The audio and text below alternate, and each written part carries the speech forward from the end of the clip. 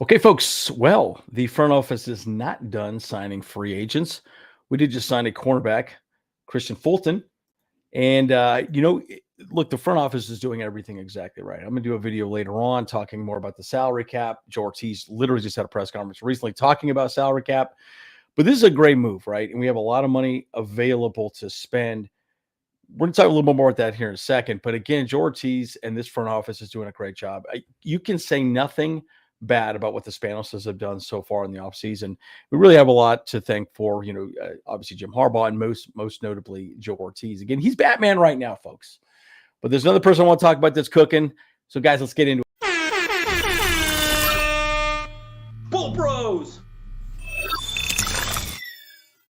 Okay, folks, as always, like and subscribe if you do enjoy the content. I'm Andrew Bull Bros. And again, these guys are making it happen, folks, right? We are now underneath the salary cap. We'll talk more about that a little later on.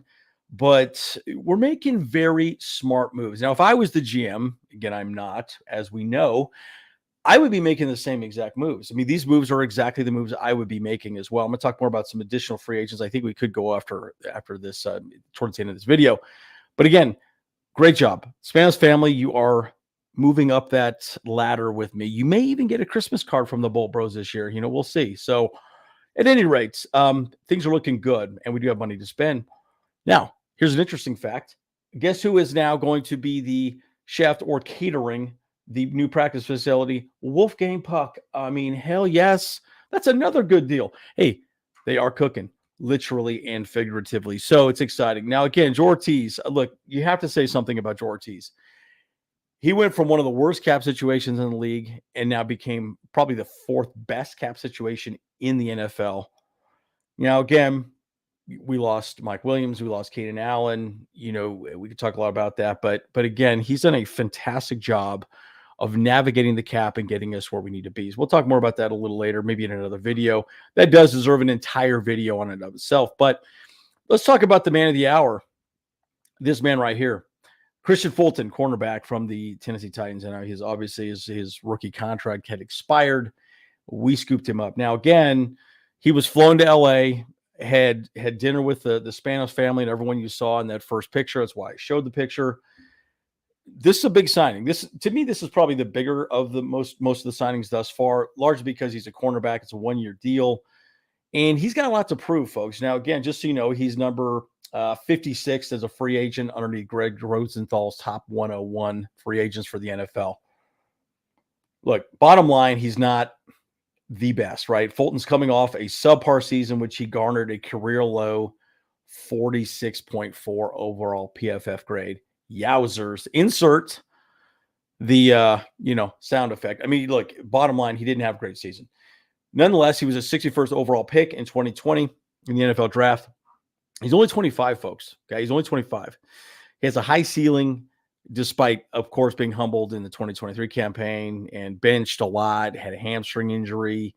Clearly, there were some things that happened. I mean, his overall stats through 4 seasons with the Titans, he had 37 starts in 42 games with 150 tackles, 4 interceptions, 25 pass breakups. Last season, he had 46 tackles, no interceptions, and 5 passes defended. Again, he did not play very well. Now, again, he's going into a cornerback room, which is fairly depleted. We lost, Mikey Davis, which we all know, wanted a lot more money. And, we're clearly not going to be paying him what he probably was asking for, got with the Commanders.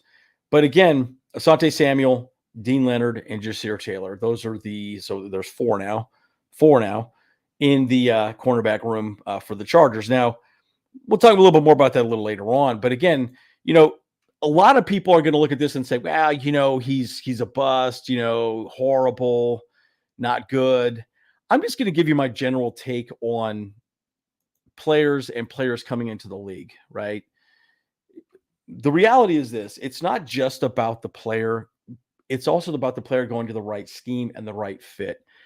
When I see the way he plays or have watched some videos of him, he plays very physical on the edge. It's exactly what the Harbaughs want. That's exactly what Jesse Minter wants. I think his roles were diminished. It did seem like he had some problems with the coaching staff as well. So clearly, I think that's why they had the dinner with him, to get to know him, have a conversation with him. Is he really the guy? Is he really someone we want to go after? And then clearly the answer is that, yeah, that he checked all the boxes for them, and that's why he's here. But he does a good job of just being physical, right? Mike Davis was not super physical on the edge. We all know that, right? He was okay. Jasir Taylor is more physical, right? He's a fairly physical, he's a bigger guy. And Asante Samuel is not that physical. That's why he typically plays the slot. So my point is, it gives us an opportunity to have a more physical corner. Now, I'm going to be very clear about something right here. Okay. This is great. We have 4 cornerbacks. I promise you, we're probably going to pick up a cornerback fairly high in the draft this season as well. So again, he's the veteran. He's the veteran presence. He's the one that's going to step in. Again, Asante Samuel's been in the league a long time. There's plenty going on. Again, Dean Leonard could even surprise us in camp. He's actually very fast. He's very big. He's fairly physical as well too.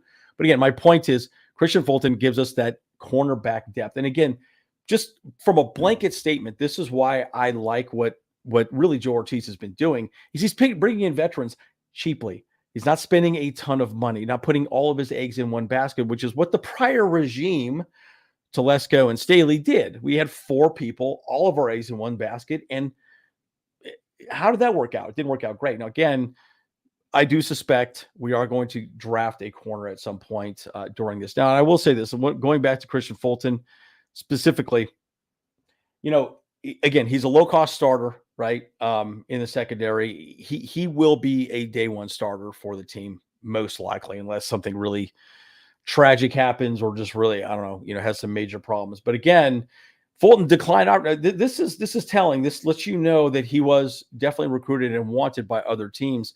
So a lot of teams believe there's plenty of gas in the tank. He declined offers from the Bengals, which we do know, and I did read an entire article on that they really wanted him.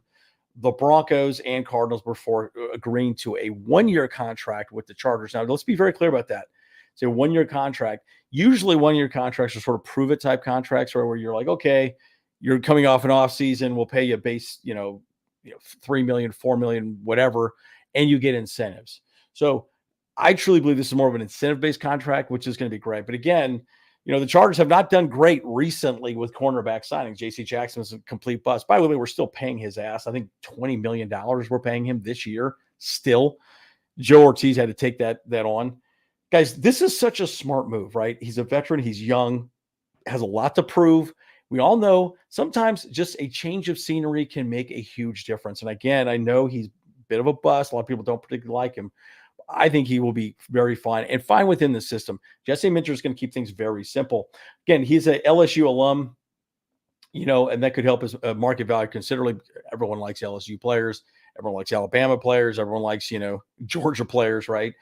But again, given his age, a multi-year deal could happen if he has a very good season this year. So that's his incentive to come to the Chargers. And I think what he probably thought, and again, I'm just going to give you my take on this. He probably looked at those teams again. He looked at the Bengals, which was probably the only one that would be really competitive, I would say, next season. Broncos and Cardinals, no, not great. Not great defenses. Actually, the Broncos defense was halfway decent, but the Bengals could have been another landing spot, but clearly he probably decided, you know what, the weather's better in LA. Let's go to LA. And again, we probably maybe paid him a little bit of extra cash as well, too. And again, the little nuances, the little things. Hey, let's go to a nice dinner. You want a steak? You want a filet mignon? How about some mashed potatoes? Here's my point. That goes a long way. Meeting with these guys, right? The Spanos family, that goes a long way. And there's, it's a job interview, folks.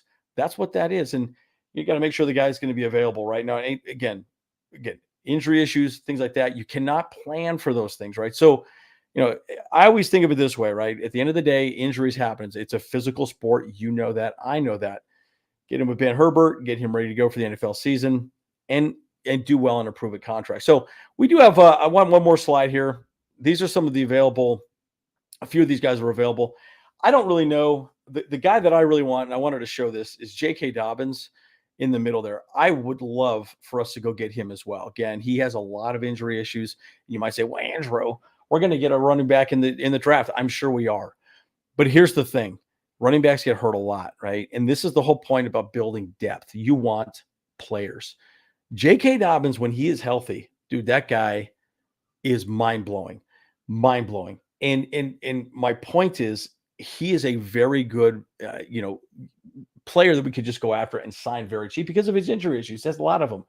I like him. The other guy that I do like is Xavier Howard potentially.